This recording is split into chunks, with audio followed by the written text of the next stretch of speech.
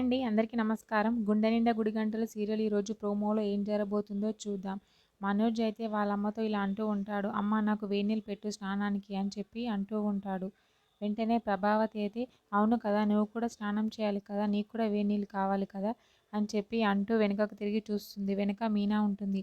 "వెళ్ళి వేడినీళ్ళు పెట్టు, వాడు స్నానం చేశాడంట" అని చెప్పి అంటూ ఉంటుంది. వెంటనే మీనా "నేను పెట్టను, కావాలనుకుంటే అతన్నే పెట్టుకోమని చెప్పండి" అని చెప్పి అంటూ ఉంటుంది. బాలు అయితే అలా చూస్తూ ఉంటాడు. పక్కనే కూర్చుంటాడు.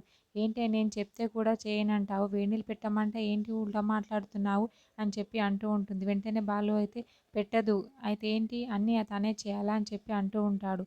ప్రభావతి మాత్రం అలా చూస్తూ ఉండిపోతూ ఉంటుంది బాలుని. ఇందాక నుంచి చూస్తున్నాను, ప్రతి ఒక్కరు తనకే పని చెప్తున్నారేంటి అని చెప్పి అయితే బాలు బెదిరిస్తూ ఉంటాడు. వెంటనే మనోజ్ "వేడినీళ్ళతో స్నానం చేస్తే ఫ్రెష్గా ఉంటుంది" అని చెప్పి అంటూ ఉంటాడు. "నీకు వేడినీళ్ళు కావాలా వేడినీళ్ళు" అని చెప్పి అయితే బాలు భగోన్లో వేడినీళ్ళు పెట్టి స్టవ్ మీద పెడతాడు. ఆ వేడినీళ్ళు తీసుకొని వెళ్ళి బాత్రూంలో అయితే మనోజ్ స్నానం చేస్తూ ఉండగా పోస్తాడు. పోసి బయటకి వచ్చేసి చూస్తూ ఉంటాడు బాలు. "అమ్మా అమ్మా" అని చెప్పి అరుపులు వినిపిస్తాయి మనోజ్వి. వెంటనే "అమ్మయ్య" అని చెప్పి బాలు అయితే నవ్వుకుంటూ ఉంటాడు. వెంటనే మనోజ్ దగ్గరికి వెళ్ళి ప్రభావతి "ఏంట్రా, ఏమైంది ఏమైంది" అని చెప్పి అడుగుతూ ఉంటుంది. "నేనే పోసాను వేడినీళ్ళు" అని చెప్పి అంటూ ఉంటాడు వెంటనే బాలు. ఆ మాటలు విని అయితే మనోజ్ చాలా షాక్ అవుతూ బాలు పైన కోపంగా ఉంటాడు. ప్రభావతి మరియు రోహిణి కూడా చాలా ఆశ్చర్యపోతూ షాక్ అవుతూ ఉంటాడు. బాలు ఏంటి ఇలా చేశాడు అని.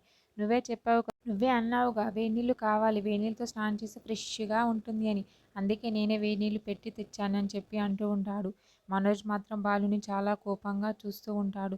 ప్రభావతి రోహిణి కూడా చాలా షాక్ అవుతూ బాలు పైన కోపంతో రగిలిపోతూ ఉంటారు. మరి ఏం జరుగుతుంది అనేది నెక్స్ట్ ఎపిసోడ్లో చూద్దాం. ఓకే, థ్యాంక్ యూ అండి. నా ఛానల్ని సబ్స్క్రైబ్ అండ్ లైక్ చేయండి.